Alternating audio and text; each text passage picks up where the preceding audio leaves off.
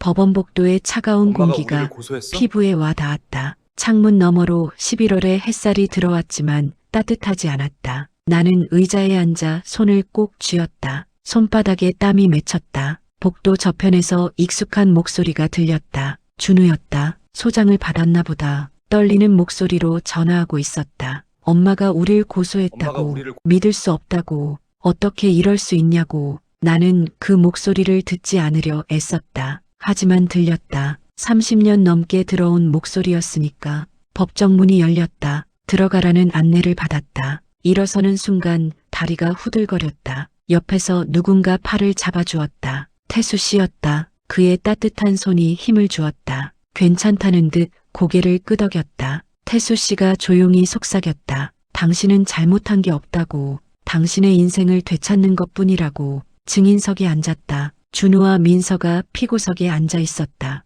고개를 숙이고 있었다. 그들을 보는 순간 가슴이 찢어질 것 같았다. 내가 낳고 키운 아이들, 평생을 바친 아이들. 하지만 이제는 법정에서 마주해야 하는 사람들. 재판장이 입을 열었다. 원고 본인 최후 진술을 듣겠다고 했다. 나는 천천히 일어섰다. 준비한 말들이 머릿속에서 맴돌았다. 하지만 정작 입을 열었을 때 나온 말은 달랐다. 저는 제 인생을 되찾고 싶습니다. 그 한마디였다.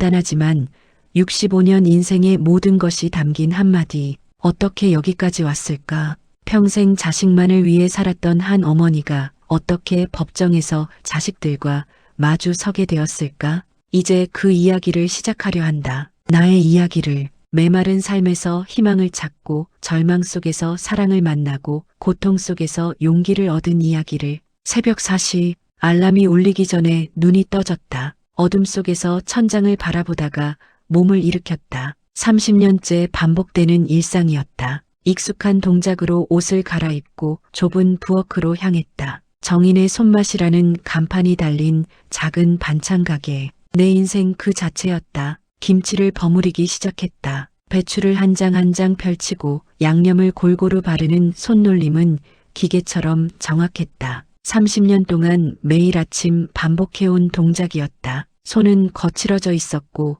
허리는 자연스럽게 굽어 있었다. 거울을 볼 때마다 낯선 얼굴이 나를 바라보았다. 65세 여자의 얼굴, 깊게 패인 주름, 생기 없는 눈빛. 정희는 어디로 갔을까? 25살 정희, 꿈 많던 그 여자는 어디로 사라진 걸까? 남편 상처를 잃은 것은 30년 전 일이었다. 갑작스러운 교통사고였다. 그때 나는 35이었고 준우는 10살, 민서는 8살이었다. 장례식장에서 두 아이가 울부짖던 모습이 지금도 생생했다. 세상이 무너지는 것 같았다. 하지만 무너질 수 없었다. 두 아이가 있었으니까. 장례를 치른 다음 날부터 나는 일을 시작했다. 집에서 반찬을 만들어 시장에 내다 팔았다. 처음에는 하루 매출이 10,000원도 안 됐다. 그래도 멈출 수 없었다. 준우가 학교에서 돌아와 배고프다고 할 때마다, 민서가 친구들의 새 옷을 부러워할 때마다 나는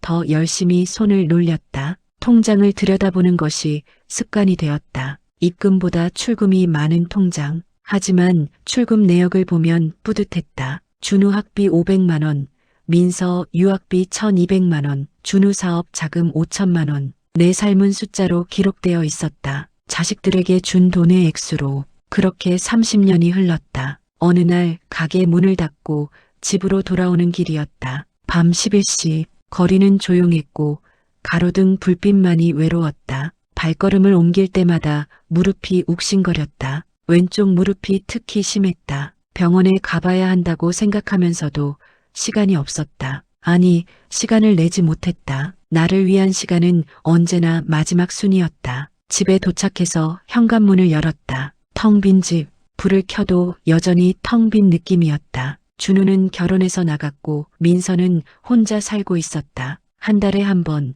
의무처럼 찾아오는 것이 전부였다. 소파에 주저앉았다. 피곤했다. 몸만 피곤한 게 아니었다. 마음이 메말라 있었다. 사막 같았다. 아무리 물을 줘도 금방 말라버리는 사막. 서랍을 열었다. 깊숙한 곳에 숨겨둔 낡은 수첩이 있었다. 손때가 묻은 표지에 전통 발효 공방 계획서라고 적혀 있었다. 40년 전 25살 정희가 꿈꿨던 것. 결혼 전 나는 식품영양학과를 졸업했고 전통 발효식품에 관심이 많았다. 된장, 고추장, 김치, 할머니에게 배운 비법들을 현대적으로 재해석하고 싶었다. 나만의 공방을 만들어 사람들에게 건강한 음식을 알리고 싶었다. 하지만 결혼하고 아이를 낳고 남편을 잃으면서 그 꿈은 서랍 깊숙이 들어갔다. 가끔 꺼내보곤 했지만 볼 때마다 마음만 아팠다. 이제는 너무 늦었다는 생각이 들었다. 나만의 삶이라니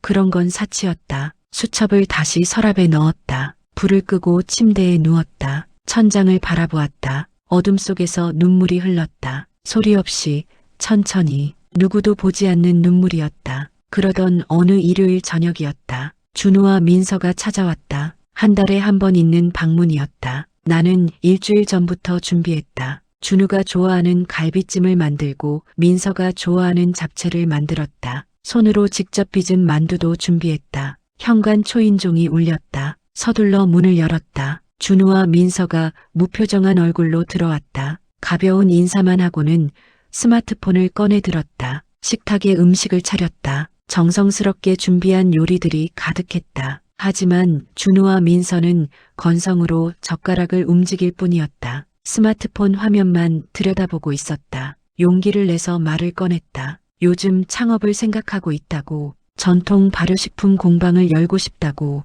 30년 동안 연구한 레시피가 있다고. 김치, 된장, 고추장을 만들어 판매하면 어떨까 싶다고. 목소리가 떨렸다. 40년 만에 처음으로 내 꿈을 이야기하는 것이었다. 준우가 고개를 들지도 않고 대답했다. 나이도 있는데 무슨 창업이냐고. 그냥 편히 쉬라고. 민서도 거들었다. 괜히 돈 날리지 말라고. 돈 날리다니. 40년 꿈이 돈 날리는 일로 치부되는 순간이었다. 가슴이 무너지는 것 같았다. 준우가 드디어 스마트폰에서 눈을 떼고 본론을 꺼냈다. 상가 건물명의 이야기였다. 아직도 내 앞으로 되어 있는데 세금 문제도 있으니 자기 명의로 넘기는 게 어떻겠냐고. 어차피 나중에 자기 것이 될 거라고. 민서도 동의했다. 어차피 자식들이 상속받을 거니까 미리 정리하는 게 낫다고. 어차피 나중에. 그 단어들이 가슴에 박혔다. 나는 더 이상 존재가 아니었다.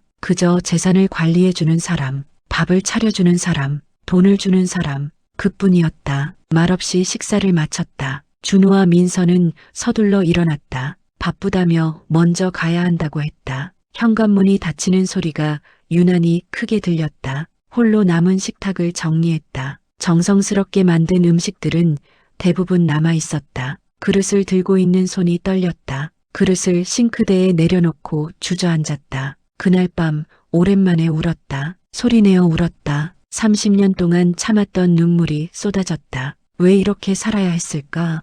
왜 나는 한 번도 나를 위한 선택을 하지 못했을까? 거울을 보았다. 울고 난 얼굴은 더욱 늙어 보였다. 부은 눈, 축 처진 입꼬리. 이 사람이 나였다. 65년을 살았지만 정작 나를 위해 산 시간은 얼마나 될까? 그때였다. 무언가 변해야 한다는 생각이 들었다. 이대로는 안 된다는 절박함이 밀려왔다. 하지만 어떻게 변해야 할지 몰랐다. 어디서부터 시작해야 할지 알 수 없었다. 다음 날도 새벽 4시에 일어났다. 가게로 향했다. 언제나처럼 김치를 버무렸다. 하지만 뭔가 달랐다. 마음 한구석에 작은 불씨 같은 것이 생겨난 느낌이었다. 아직 꺼지지 않은 희미하지만 분명히 존재하는 불씨. 저녁 무렵이었다. 단골 손님이 들어왔다. 태수 씨였다. 6개월 전부터 일주일에 2~3번씩 찾아오는 손님이었다. 68세, 은퇴한 식품 유통업자라고 했다. 항상 정중했고 항상 내 음식을 칭찬해 주었다. 태수 씨가 김치 한 통을 들고 계산대로 왔다. 그리고 말했다. 오늘 김치가 더 맛있는 것 같다고. 뭔가 특별한 일이 있었냐고. 특별한 일 없었다. 어제 자식들에게 상처받은 것 외에는. 쓸쓸하게 웃으며 대답했다. 특별한 일은 없다고. 태수 씨는 나를 한참 바라보았다. 그의 눈빛에는 뭔가 다른 것이 있었다. 동정이 아니었다. 이해였다. 조용히 물었다. 혹시 힘든 일이 있으면 커피라도 한 잔 사주고 싶다고. 30년 만에 처음이었다. 누군가 내 마음을 물어본 것은, 누군가 내 감정에 관심을 가진 것은 목이 메었다. 고맙다고 대답했다. 그리고 가게 문을 닫은 후 태수 씨와 함께 근처 카페로 갔다. 작은 테이블을 사이에 두고 마주 앉았다. 따뜻한 커피 잔을 두 손으로 감쌌다. 태수 씨가 기다려 주었다. 재촉하지 않았다.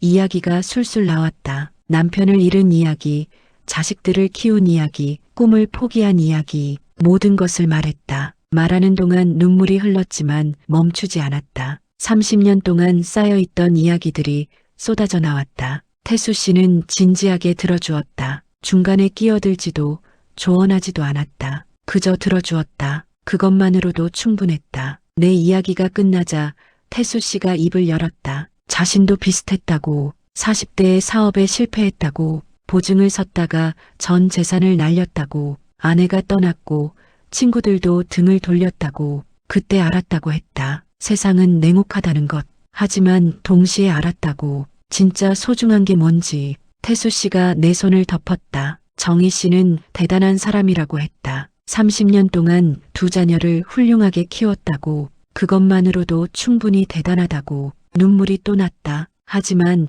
이번에는 달랐다. 위로받는다는 느낌이었다. 태수 씨가 테이블 위에 놓인 내 수첩을 가리켰다. 언제 꺼냈는지 전통 발효 공방 계획서가 놓여 있었다. 이 꿈은 아직 안 늦었다고 했다. 하지만 나는 이제 65살이었다. 너무 늦었다고 말했다. 태수 씨가 고개를 저었다. 정희 씨의 김치는 예술이라고 했다. 30년 경험이 만들어낸 황금 레시피라고. 자신은 안다고. 이게 얼마나 대단한 건지. 그리고 자신의 수첩을 꺼냈다. 30년 식품 유통업을 했다고. 유통망은 자기가, 레시피는 내가. 우리 함께 해보자고. 함께. 그 단어가 마음에 울렸다. 평생 혼자 살아왔다. 남편이 떠난 후로는 줄곧 혼자였다. 함께라는 단어가 너무 오랜만이었다. 그날 밤 집으로 돌아오는 길이 달랐다. 같은 거리, 같은 가로등인데 모든 게 달라 보였다. 메말랐던 내 마음에 처음으로 꽃이 피는 것 같았다. 그 후로 태수 씨와 자주 만났다. 카페에서, 공원에서, 강변에서. 그는 내 이야기를 들어주었고 나는 그의 아픔을 이해했다. 우리는 비슷했다. 삶에 상처받았지만 포기하지 않은 사람들. 석 달이 흘렀다. 어느 석양 무렵 강변 벤치에서 태수 씨가 내 손을 잡았다. 진심이라고 했다. 남은 인생을 함께하고 싶다고.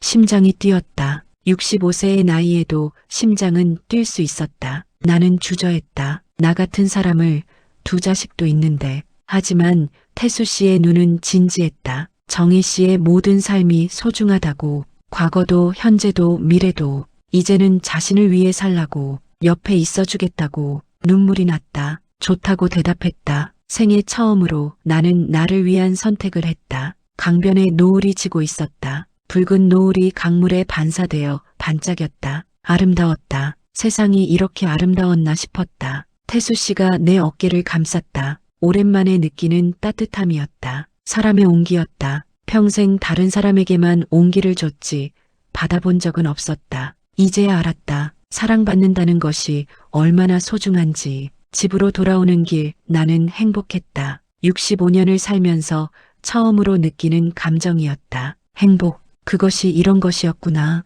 서랍에서 전통 발효 공방 계획서를 꺼냈다. 먼지를 털어냈다. 페이지를 넘겼다. 40년 전 정희가 그린 꿈들이 그대로 있었다. 이제 이 꿈을 이룰 수 있을 것 같았다. 혼자가 아니니까. 태수 씨가 함께하니까. 그날 밤은 눈물을 흘리지 않았다. 대신 미소를 지으며 잠이 들었다. 오랜만에 편안한 잠이었다. 준우와 민서에게 재혼 의사를 밝힌 것은 그로부터 한 달 후였다. 용기를 내야 했다. 며칠 밤을 고민했다. 하지만 더 이상 미룰 수 없었다. 태수 씨와의 미래를 위해, 그리고 나 자신을 위해. 일요일 저녁 준우와 민서를 불렀다. 거실에 마주 앉았다. 심호흡을 했다. 그리고 말했다. 재혼하려 한다고. 좋은 분을 만났다고. 준우의 얼굴이 순식간에 굳었다. 뭐라고 했냐고 다시 물었다. 재혼이라고 했냐고. 그렇다고 대답했다. 태수 씨라는 좋은 분을 만났다고. 너희도 만나보면 좋겠다고. 민서가 소리쳤다. 정신 차리라고. 나이가 몇인데 재혼이냐고, 창피하지도 않냐고, 가슴이 철렁했다. 축복을 기대한 것은 아니었다. 하지만 이렇게까지 반대할 줄은 몰랐다. 준우가 차갑게 물었다. 그 사람 재산은 얼마냐고, 혹시 내 재산을 노리는 거 아니냐고. 재산? 그들이 제일 먼저 한 질문이 재산이었다. 사랑이 아니라 재산. 목소리를 가다듬었다. 태수 씨는 그런 사람이 아니라고, 나를 진심으로 아껴주는 사람이라고. 하지만 준우는 듣지 않았다. 조사했다고 했다. 20년 전에 파산한 사람이라고, 사업 실패한 사람이 내게 접근한 거라고. 민서가 거들었다. 진짜 이기적이라고. 자식들 생각은 안 하냐고. 세상 사람들이 뭐라고 하겠냐고. 이기적. 65년 인생 중 단 한 번 내 행복을 위한 선택을 하는 것이 이기적이란 말인가. 준우가 본론을 꺼냈다. 재혼하려면 재산부터 정리하라고. 상가 건물과 집을 자기들에게 미리 증여하라고. 그래야 안심이 된다고. 어차피 나중에 자기들 거라고. 지금 정리하는 게 낫다고. 이상한 남자한테 빼앗기면 어떡하냐고. 이상한 남자. 내가 사랑하는 사람을 그렇게 불렀다. 떨리는 목소리로 말했다. 30년 동안 너희 뒷바라지하면서 모은 게 이것뿐이라고. 그런데 그걸 지금 당장 내놓으라고 하냐고. 그러니까 그걸 지키려면 자기들한테 미리 넘기라고 했다. 민서가 소리쳤다. 그 순간 모든 게 명확해졌다. 내 자식들은 나를 사랑하지 않았다. 내 재산을 사랑했다. 며칠 후 준우와 민서가 태수 씨를 만났다고 들었다. 태수 씨가 돌아와서 모든 걸 말해줬다. 카페에서 준우가 건방지게 물었다고 한다. 내 재산이 얼마나 되는지 아냐고. 상가 건물에 집까지 합치면 20억은 된다고. 태수 씨는 차분하게 대답했다고 한다. 재산에는 관심 없다고. 나를 사랑한다고. 민서가 비웃었다고 한다. 60대에 무슨 사랑이냐고. 외로워서 그러는 거 아니냐고. 사업 실패하고 빚도 많다면서 내게 접근한 거 아니냐고. 태수 씨가 물었다고 한다. 어머니가 좋아하는 꽃이 뭔지 아냐고. 어떤 음악을 좋아하는지 아냐고. 꿈이 뭔지 아냐고. 준우와 민서는 대답하지 못했다고 한다. 태수 씨가 말했다고 한다. 자신은 안다고. 백합을 좋아하고 클래식을 좋아하고 전통 발효 공방을 40년 전부터 꿈꿔왔다는 것을, 왼쪽 무릎이 아프다는 것도, 비 오는 날이면 우울해한다는 것도 안다고. 당신들은 뭘 아냐고. 어머니가 올 때 옆에 있어 본 적 있냐고. 그 이야기를 들으며 나는 울었다. 슬퍼서가 아니었다. 분노 때문이었다. 태수 씨는 짧은 시간에 나를 이해했다. 하지만 내 자식들은 평생을 함께 했으면서도 나를 몰랐다. 며칠 후 준우와 민서가 다시 찾아왔다. 이번에는 서류를 들고 왔다. 증여 계약서였다. 상가 건물이 이미 준우 명의로 되어 있다는 서류였다. 준우가 말했다. 법적으로 이미 자기 것이라고. 증여는 증여라고. 세상이 무너지는 것 같았다. 세금 절세 목적으로 명의만 빌려준 것이었다. 실제 소유자는 내가 맞았다. 임대료도 내 계좌로 들어왔고 관리비도 내가 냈다. 하지만 서류상으로는 준우 명의였다. 목소리를 높여 말했다. 그건 명의만 내 거로 한 거라고. 실제 소유자는 나라고 약속했다고. 준우가 차갑게 웃었다. 계약서에 그런 거 없다고. 증여는 증여일 뿐이라고. 민서가 한마디 거들었다. 이제 나이도 들었으니 판단력이 흐려진 것 같다고. 재혼 같은 쓸데없는 생각하지 말라고. 쓸데없는 생각. 내 사랑이 쓸데없는 생각이라니. 준우가 마지막 비수를 꽂았다. 아빠가 저승에서 울고 있을 거라고. 엄마가 딴 남자랑 재혼한다고. 그 순간 뭔가 끊어지는 소리가 들렸다. 마음속 어딘가에서 30년 동안 이어져 온 끈이 툭 끊어지는 소리. 소리쳤다. 내 아버지를 들먹이지 말라고. 내 아버지라면 내가 행복하길 바랐을 거라고. 그리고 차갑게 말했다. 이제 내 인생은 나만의 것이라고. 준우와 민서가 나갔다. 문이 닫혔다. 나는 그대로 주저앉았다. 온몸이 떨렸다. 분노와 배신감과 슬픔이 한꺼번에 밀려왔다. 그날 밤 태수 씨의 집으로 갔다. 문을 열자마자 무너졌다. 태수 씨가 나를 안았다. 한참을 울었다. 30년 동안 쌓인 모든 것들이 쏟아져 나왔다. 태수 씨가 조용히 말했다. 잘못한 건 나가 아니라고. 하지만 이제는 나 자신을 지켜야 한다고. 어떻게 하냐고 물었다. 태수 씨가 증여 계약서를 펼쳤다. 자세히 읽어보더니 손가락으로 한 구절을 가리켰다. 수중자는 증여자를 부양하고 정성을 다해 봉양할 의무가 있다. 그 문장이 적혀 있었다. 태수 씨가 설명했다. 부양 의무를 이행하지 않았다고. 계약 위반이라고. 게다가 명예 신탁이라는 증거만 있으면 소유권을 되찾을 수 있다고. 문자 메시지, 통장 거래 내역 모두 증거가 된다고. 하지만 자식을 고소한다는 게 쉬운 일이 아니었다. 망설였다. 태수 씨가 내 손을 꼭 잡았다. 이건 단순한 재산 분쟁이 아니라고. 평생 헌신한 어머니가 받은 패륜적 행위에 대한 정당한 대응이라고. 준우에게 빌려준 5천만 원도 있다고 했다. 차용증이 있냐고 물었다. 있다고 대답했다. 태수 씨가 말했다. 변호사와 상담하라고. 내 인생을 되찾아야 한다고. 그날 밤 긴 시간 고민했다. 자식을 고소한다는 것 상상도 못한 일이었다. 하지만 동시에 깨달았다. 이미 그들은 나를 버렸다. 재산만 남기고. 사장법의 칼날, 냉정한 결단. 일주일 후 법률사무소 문을 열었다. 떨리는 손으로 문을 밀었다. 태수 씨가 함께였다. 그가 없었다면 이 문을 열지 못했을 것이다. 차분한 목소리로 사정을 들었다. 증여 계약서를 검토했다. 통장 거래 내역을 확인했다. 문자 메시지 기록을 살펴봤다. 변호사가 고개를 끄덕였다. 증거가 충분하다고. 증여 계약서의 부양 의무 불이행 조항, 명예, 신탁 증거, 대여금 차용증, 승소 가능성이 90% 이상이라고. 하지만 소송이 쉽지 않을 거라고 했다. 준우와 민서가 강하게 반발할 것이고 주변 사람들의 시선도 따가울 거라고. 변호사가 물었다. 버틸 수 있겠냐고. 태수 씨가 내 손을 잡았다. 그 손의 온기가 용기를 주었다. 고개를 끄덕였다. 진행하겠다고. 변호사가 말했다. 이건 단순한 재산 분쟁이 아니라고. 내 인생을 되찾는 싸움이라고. 서류에 서명했다. 떨리는 손으로. 하지만 후회는 없었다. 소장이 접수되었다. 증여 취소 및 대여금 반환 청구 소송. 피고인 이준우,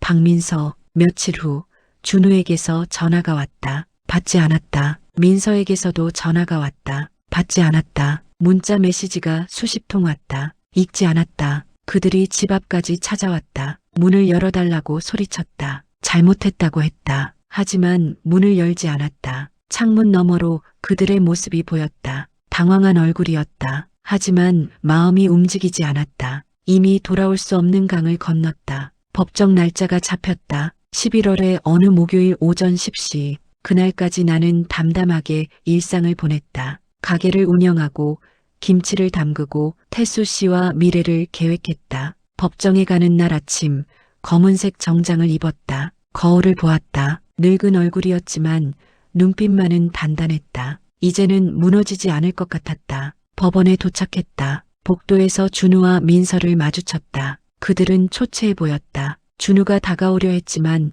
나는 고개를 돌렸다. 법정 문이 열렸다. 들어갔다. 증인석에 앉았다. 재판장이 입장했다. 모두 일어섰다가 앉았다. 재판이 시작되었다. 변호사가 증거를 제시했다. 스크린에 문자 메시지들이 떴다. 준우가 보낸 메시지. 이번 달 용돈 좀 늦춰달라는 내용. 바빠서 못 간다는 내용. 생신을 깜빡했다는 내용. 민서가 보낸 메시지. 추석에 못 간다는 내용. 친구들이랑 여행 간다는 내용. 바빠서 전화 못 한다는 내용. 변호사가 설명했다. 3년간 생일을 한 번도 챙기지 않았다고. 명절에도 3번 중 1번만. 변호사가 설명했다. 3년간 생일을 한 번도 챙기지 않았다고. 명절에도 3번 중 1번만 방문했다고. 이것이 부양이냐고. 준우 측 변호사가 반박하려 했지만 증거 앞에서 무력했다. 변호사가 계속했다. 명예 신탁의 증거라고. 통장 거래 내역이 공개되었다. 매달 상가 건물 임대료가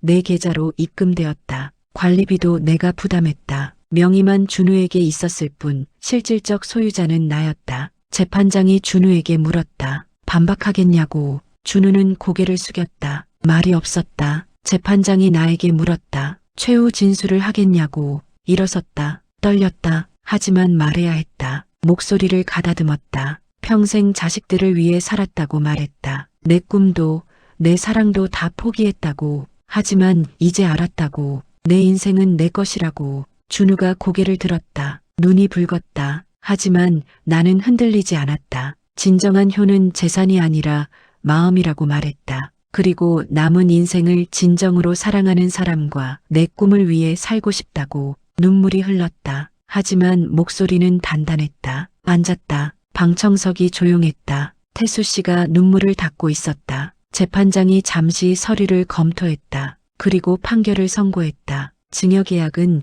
부양 의무 불이행으로 취소된다. 상가 건물의 소유권은 원고에게 환원된다. 피고 이준우는 대여금 5천만 원과 연 5%의 이자를 즉시 반환하라. 판결이 떨어졌다. 승소했다. 법적으로 이겼다. 하지만 마음은 무거웠다. 이것이 정말 승리일까? 자식과 법정에서 싸워 이긴 것이 승리일까? 법원 밖으로 나왔다. 햇살이 눈부셨다. 태수 씨가 손을 잡았다. 해냈다고 말했다. 고개를 끄덕였다. 이제 정말 시작이라고. 우리의 시작이라고. 뒤돌아보니 준우와 민서가 법원 계단에 앉아 있었다. 무너진 모습이었다. 가슴이 아팠다. 하지만 돌아가지 않았다. 이미 선택한 길이었다. 앞을 보고 걸었다. 태수 씨와 함께 새로운 인생을 향해. 5장 예지원, 지혜의 정원이 열리다. 그 시간 동안 많은 것이 변했다. 준우와 민서와는 연락을 끊었다. 전화도 받지 않았고 문자도 읽지 않았다. 처음에는 힘들었다. 30년 넘게 얽혀있던 관계를 끊는다는 것이. 하지만 시간이 지나면서 편해졌다. 짐을 내려놓는 느낌이었다. 상가 건물에서 나오는 임대료와 대여금을 받았다. 평생 모은 돈과 합쳐서 자금을 마련했다. 태수 씨도 자신의 퇴직금을 보탰다. 공방을 찾기 시작했다. 한옥 느낌이 나는 곳을 원했다. 전통 발효식품을 만드는 곳이니까. 한 달 동안 여러 곳을 다녔다. 그러다 완벽한 곳을 찾았다. 마당이 있었고 햇볕이 잘 들었다. 발효실로 쓸 수 있는 지하실도 있었다. 한눈에 반했다. 계약을 하고 인테리어를 시작했다. 전통과 현대가 조화를 이루도록 했다. 한옥의 구조는 살리되 작업시설은 최신으로 갖췄다. 발효실을 만들었다. 항아리들을 배치했다. 온도와 습도를 자동으로 조절하는 시스템을 설치했다. 30년간 연구한 저온 숙성 비법을 적용했다. 일반 김치보다 유산균이 3배 많은 김치를 만들 수 있었다. 작업실을 꾸몄다. 김치를 담그고 된장을 만들고 고추장을 담글 수 있는 공간, 최신 설비와 전통 도구가 함께 있었다. 교육장도 만들었다. 전통 발효 교실을 열 계획이었다. 젊은 세대에게 우리의 발효 문화를 알리고 싶었다. 공방 이름을 정해야 했다. 태수 씨와 함께 고민했다. 여러 이름을 후보에 올렸다가 지웠다. 그러다 문득 떠오른 이름이 있었다. 예지원, 지혜가 모여 꽃피는 정원이라는 뜻.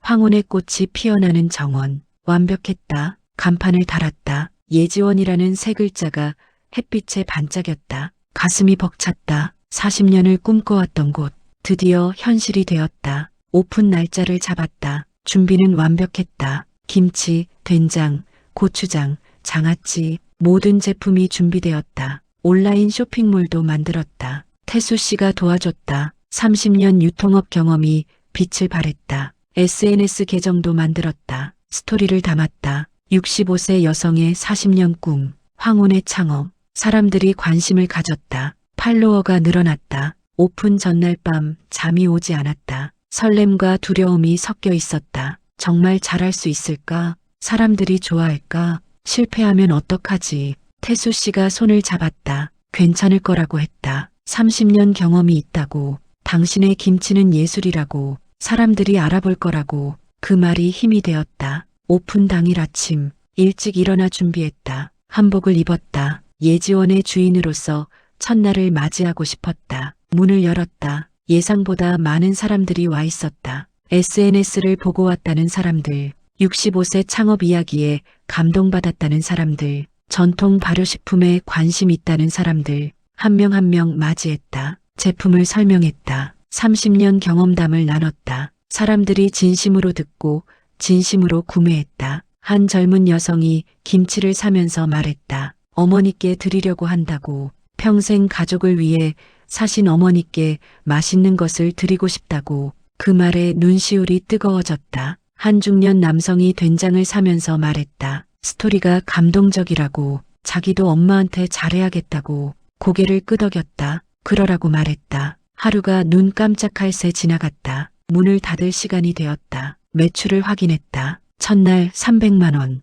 믿을 수 없었다. 태수 씨가 축하한다며 안아줬다. 해냈다고. 당신이 해낸 거라고. 울었다. 기쁨의 눈물이었다. 65년을 살면서 처음 흘리는 기쁨의 눈물. 집으로 돌아오는 길. 모든 것이 달라 보였다. 같은 거리, 같은 하늘인데 전부 아름다웠다. 살아있다는 느낌이었다. 진짜로 살아있다는 느낌. 그날 밤 서랍에 있던 낡은 수첩을 꺼냈다. 40년 전 계획서. 그 꿈을 이뤘다. 페이지를 넘기며 울고 웃었다. 25살 정희에게 말해주고 싶었다. 늦지 않았다고. 65살에도 꿈을 이룰 수 있다고. 포기하지 말라고. 오픈 후 한 달이 지났다. 예지원은 빠르게 성장하고 있었다. 매출이 꾸준히 올랐다. 첫 달에 3천만 원을 달성했다. 온라인 주문이 폭주했다. SNS 팔로워는 10만 명을 넘어섰다. 성공의 비결은 여러 가지였다. 첫째,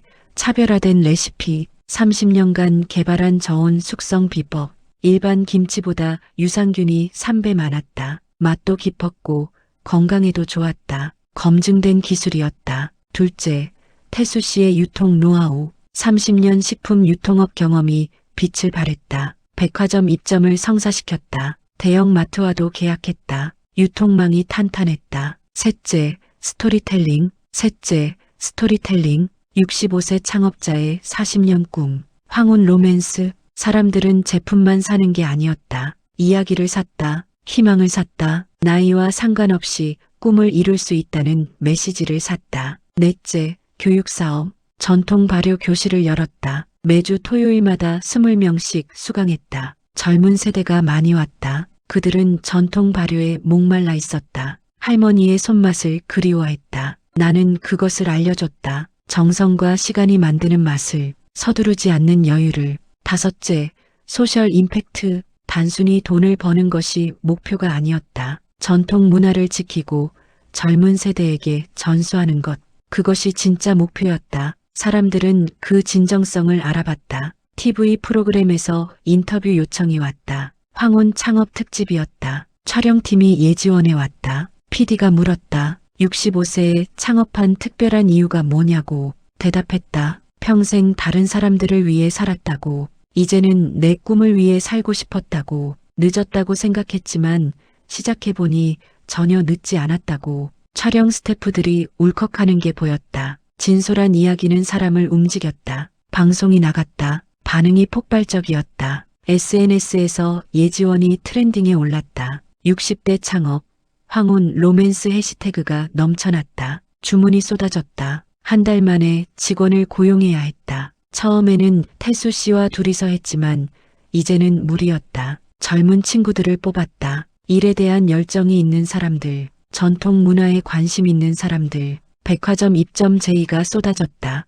현대백화점, 롯데백화점, 신세계백화점 모두 입점하고 싶다고 했다. 선택적으로 계약했다. 품질을 유지할 수 있는 범위 내에서. 해외 바이어도 관심을 보였다. 일본, 중국, 미국. 한국 전통 발효식품의 우수성이 알려지고 있었다. 예지원의 스토리도 매력적이었다. 하지만 욕심을 부리지 않았다. 천천히 확실하게. 30년 경험이 알려줬다. 서두르면 맛이 없다는 것을, 발효는 시간이 필요하다는 것을. 그 무렵 준우와 민서는 나락으로 떨어지고 있었다. 판결 후 준우는 어머니에게서 받았던 5천만 원과 이자를 갚아야 했다. 하지만 손에 돈이 없었다. 그 돈을 사업에 투자했기 때문이다. 새로운 IT 스타트업에 전부 쏟아부었다. 처음에는 잘 되는 것 같았다. 투자자들이 관심을 보였고 매출도 올랐다. 하지만 갑작스러운 경제 위기가 왔다.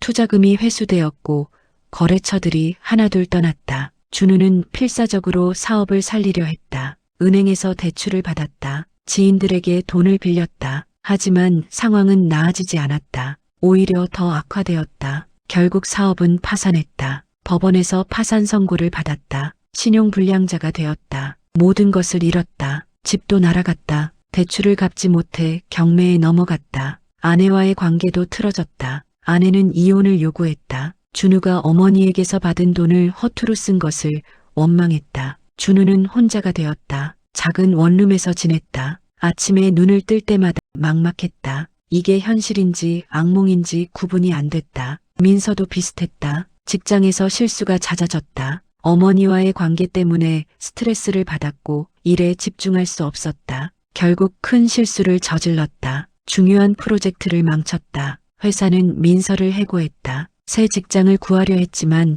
쉽지 않았다. 경력은 있었지만 나이가 걸렸다. 38세, 젊지도 않고 경험이 많지도 않은 애매한 나이. 면접을 봐도 번번이 떨어졌다. 결혼을 약속했던 남자친구도 떠났다. 민서의 처지가 초라해지자 태도가 변했다. 만남을 피했고 결국 이별을 통보했다. 민서는 절망에 빠졌다. 혼자 원룸에서 하루 종일 누워 있었다. 아무것도 하고 싶지 않았다. 앞으로 어떻게 살아야 할지 모르겠었다. 어느 날 준우가 민서에게 연락했다. 오랜만이었다. 만나자고 했다. 민서는 오빠도 자기처럼 힘들 거라는 걸 알았다. 만났다. 준우는 초췌했다. 살이 빠져 있었고 눈빛에는 생기가 없었다. 민서도 마찬가지였다. 두 사람은 서로를 보며 쓴웃음을 지었다. 카페에 앉아 이야기를 나눴다. 준우가 먼저 입을 열었다. 파산했다고, 모든 걸 잃었다고. 민서도 자신의 상황을 말했다.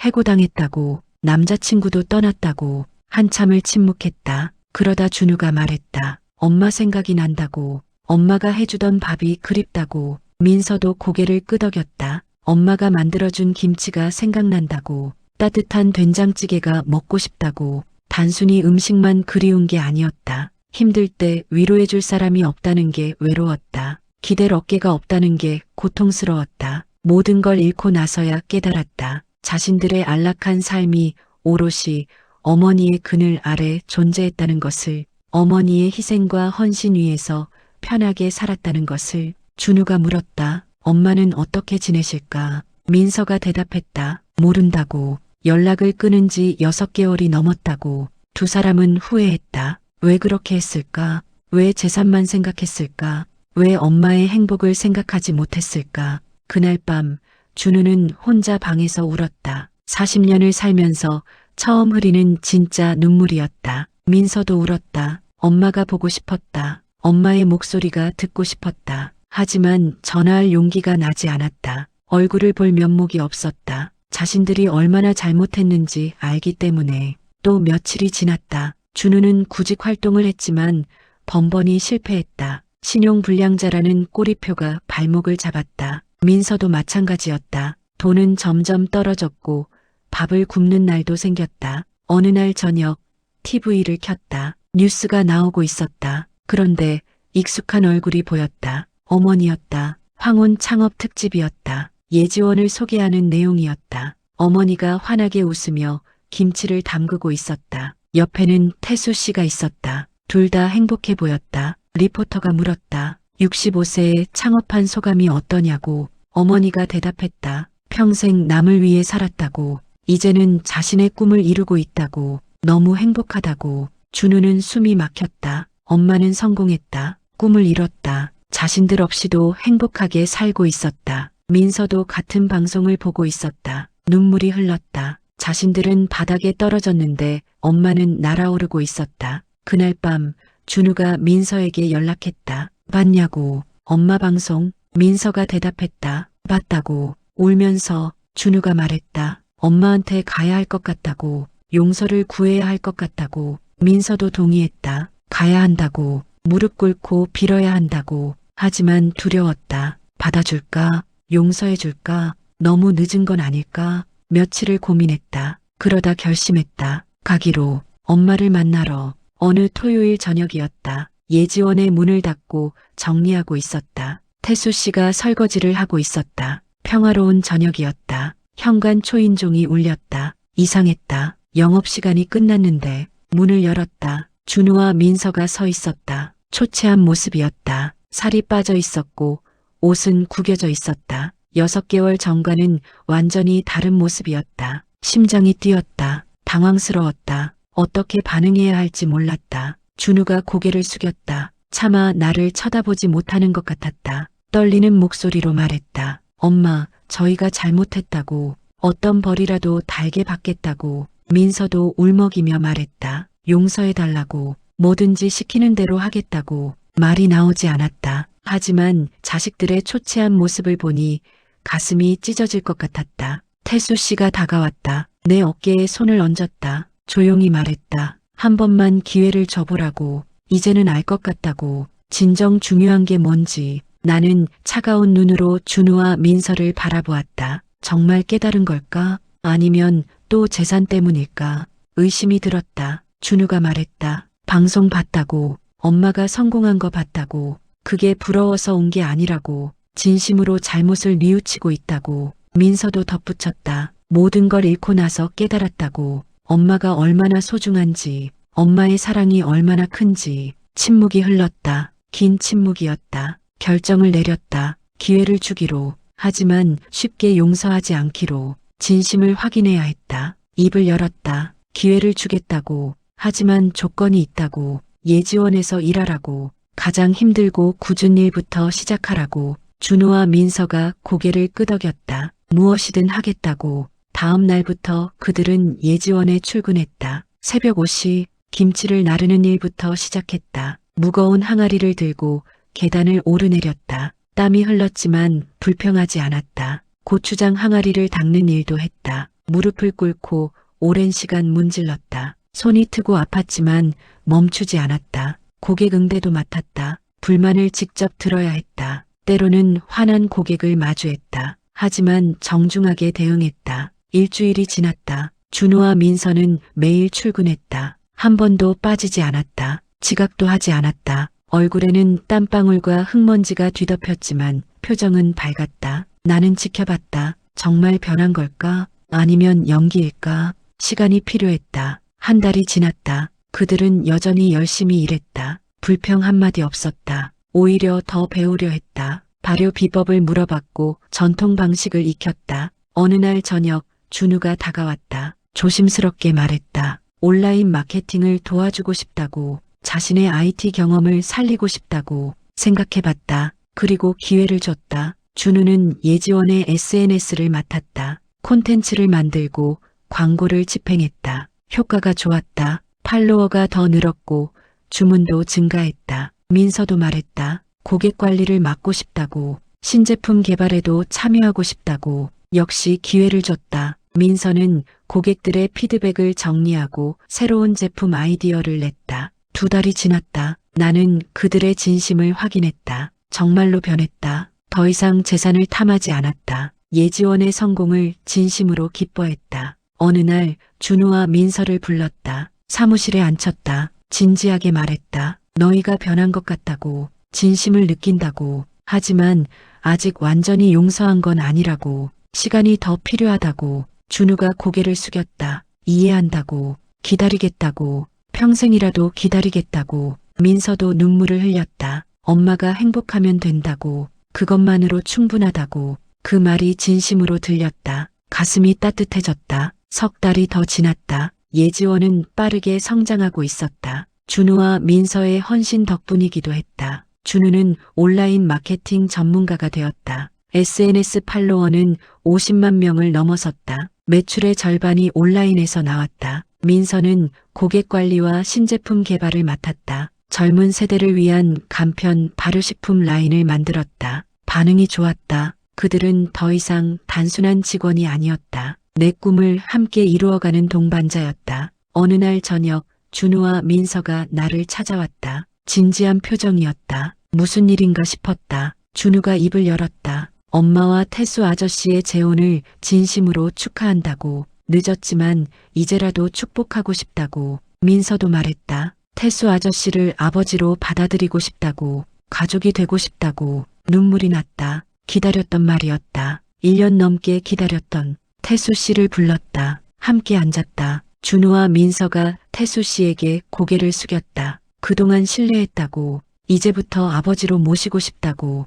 태수 씨의 눈에도 눈물이 맺혔다. 괜찮다고 말했다. 이해한다고. 가족이 되어줘서 고맙다고. 우리는 서로를 껴안았다. 긴 시간 끝에 다시 하나가 된 가족. 그날 결혼식 날짜를 잡았다. 소박하게 하기로 했다. 가까운 사람들만 초대하기로. 한 달 후 결혼식이 열렸다. 예지원 마당에서였다. 한옥을 배경으로 백합꽃이 가득한 곳에서 하얀 한복을 입었다. 태수 씨는 두루마기를 입었다. 우리는 서로를 마주보며 서약했다. 남은 인생을 함께하겠다고, 서로를 사랑하고 존중하겠다고. 준우와 민서가 울고 있었다. 행복한 눈물이었다. 작은 결혼식이었지만 의미가 컸다. 65세와 68세의 결혼, 황혼의 결혼. 하지만 그 어떤 결혼보다 아름다웠다. 그날 밤 태수 씨가 말했다. 행복하냐고. 웃으며 대답했다. 너무 행복하다고. 평생 이렇게 행복한 적이 없다고.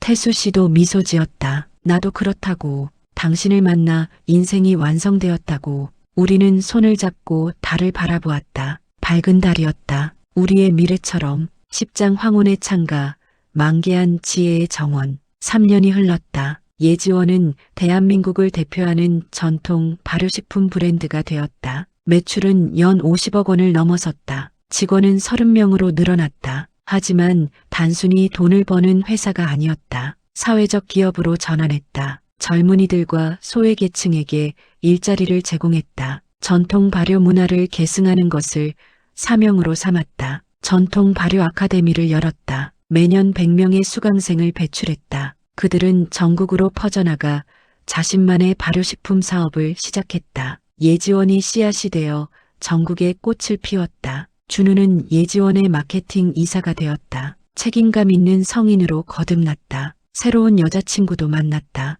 진심으로 사랑하는 사람이었다. 민서는 제품 개발팀장이 되었다. 젊은 감각으로 예지원을 혁신했다. 그녀도 새로운 남자친구를 만났다. 서로를 존중하는 관계였다. 무엇보다 우리는 진정한 가족이 되었다. 매주 일요일마다 함께 저녁을 먹었다. 예지원 마당에서 태수 씨가 만든 음식을 먹으며 이야기를 나눴다. 준우와 민서는 변했다. 더 이상 재산을 탐하지 않았다. 대신 사랑을 나눴다. 내 생일을 챙겼고 아플 때 옆에 있었다. 진정한 효를 실천했다. 나는 성공한 CEO였다. 하지만 그보다 더 소중한 것은 따뜻한 어머니, 사랑받는 아내라는 것이었다. 어느 봄날 오후 예지원 마당에 앉아 있었다. 백합꽃이 만발했다. 태수 씨가 옆에 앉았다. 손을 잡았다. 행복하냐고 물었다. 나는 미소 지었다. 이보다 더 행복할 수 없다고 대답했다. 65년을 살았다. 힘든 시간도 많았다. 절망의 순간도 있었다. 하지만 그 모든 것이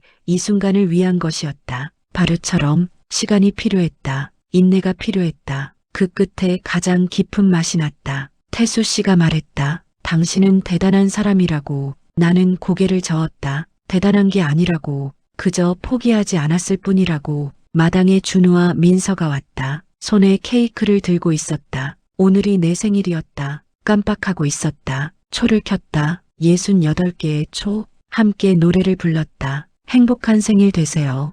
태수 씨의 목소리, 준우의 목소리, 민서의 목소리가 어우러졌다. 소원을 빌었다. 눈을 감았다. 무엇을 빌었을까? 건강? 성공? 아니었다. 이 순간이 영원하길, 이 행복이 계속되길, 내 사랑하는 사람들이 모두 건강하고 행복하길. 초를 불었다. 박수 소리가 울렸다. 케이크를 잘랐다. 함께 나눠 먹었다. 달콤했다. 인생처럼. 준우가 선물을 내밀었다. 작은 상자였다. 열어보니 목걸이가 들어있었다. 백합 모양의 펜던트. 눈물이 났다. 민서도 선물을 줬다. 앨범이었다. 우리 가족의 사진들이 담겨 있었다. 예지원 오픈날, 결혼식 날, 함께한 일요일들, 모든 순간이 담겨 있었다. 태수 씨는 편지를 줬다. 손편지였다. 정성스럽게 쓴 글씨가 보였다. 읽기 시작했다. 사랑하는 정희에게, 당신을 만난 것은 내 인생 최고의 축복입니다. 당신의 용기가, 당신의 지혜가, 당신의 사랑이 나를 완성시켰습니다. 남은 생도 당신과 함께하고 싶습니다. 영원히 사랑합니다. 눈물이 쏟아졌다. 행복한 눈물이었다. 저녁이 되었다. 마당에 노을이 졌다. 붉은 노을이 예지원을 감쌌다. 아름다웠다. 태수 씨와 나란히 앉아 노을을 바라보았다. 준우와 민서도 옆에 앉았다. 우리는 말없이 그 순간을 즐겼다. 문득 깨달았다. 이것이 진짜 행복이구나. 거창한 게 아니었다. 사랑하는 사람들과 함께 노을을 보는 것, 그것만으로 충분했다. 태수 씨가 내 어깨에 머리를 기댔다. 따뜻했다. 준우와 민서도 우리를 바라보며 미소 지었다. 예지원 간판이 석양빛에 반짝였다. 예지원, 지혜가 모여 꽃피는 정원. 그 이름처럼 이곳은 지혜로 가득했고 사랑이 넘쳐났다. 65세에 시작한 꿈. 많은 사람들이 늦었다고 했다. 하지만 전혀 늦지 않았다. 오히려 완벽한 타이밍이었다. 65년의 경험과 지혜가 있었기에 가능한 일이었다. 자식들을 고소했던 그날을 떠올렸다. 가장 힘든 결정이었다. 하지만 가장 옳은 결정이었다. 그 용기가 없었다면 지금의 행복도 없었을 것이다. 때로는 단호해야 한다. 때로는 냉정해야 한다. 그것이 진정한 사랑이다. 준우와 민서를 법정에 세운 것은 미움이 아니었다. 그들이 깨닫길 바라는 마음이었다. 그리고 그들은 깨달았다. 이제 우리는 진정한 가족이다. 재산이 아닌 사랑으로 연결된 가족. 의무가 아닌 진심으로 함께하는 가족. 밤이 되었다. 별이 떴다. 수많은 별들이 반짝였다. 태수 씨가 물었다. 저 별 중 하나가 당신이라면 어떤 별이 되고 싶냐고 생각했다. 그리고 대답했다. 가장 밝은 별이 아니어도 좋다고. 누군가에게 길을 알려주는 별이면 충분하다고. 태수 씨가 웃었다. 당신은 이미 그런 별이라고. 많은 사람들에게 희망을 주는 별이라고. 예지원을 찾는 사람들이 많아졌다. 젊은이들, 중년들, 노인들 모두 꿈을 꾸고 싶어 했다. 나이와 상관없이 시작할 수 있다는 것을 보여주고 싶어 했다. 나는 그들에게 말해줬다. 늦지 않았다고. 지금이 가장 완벽한 타이밍이라고. 용기를 내라고. 꿈을 포기하지 말라고. 그리고 항상 덧붙였다. 서두르지 말라고. 발효처럼 시간이 필요하다고. 인내하면 가장 깊은 맛이 난다고. 한 청년이 물었다. 사장님의 인생에서 가장 중요한 것이 뭐냐고. 대답했다. 나 자신을 사랑하는 것이라고. 다른 사람을 위해 사는 것도 좋지만 나를 잃어버리면 안 된다고. 나를 사랑해야 다른 사람도 제대로 사랑할 수 있다고. 청년의 눈빛이 반짝였다. 그 말을 기억하겠다고 했다. 계절이 바뀌었다. 여름이 왔다. 예지원 마당에 채소들이 자랐다.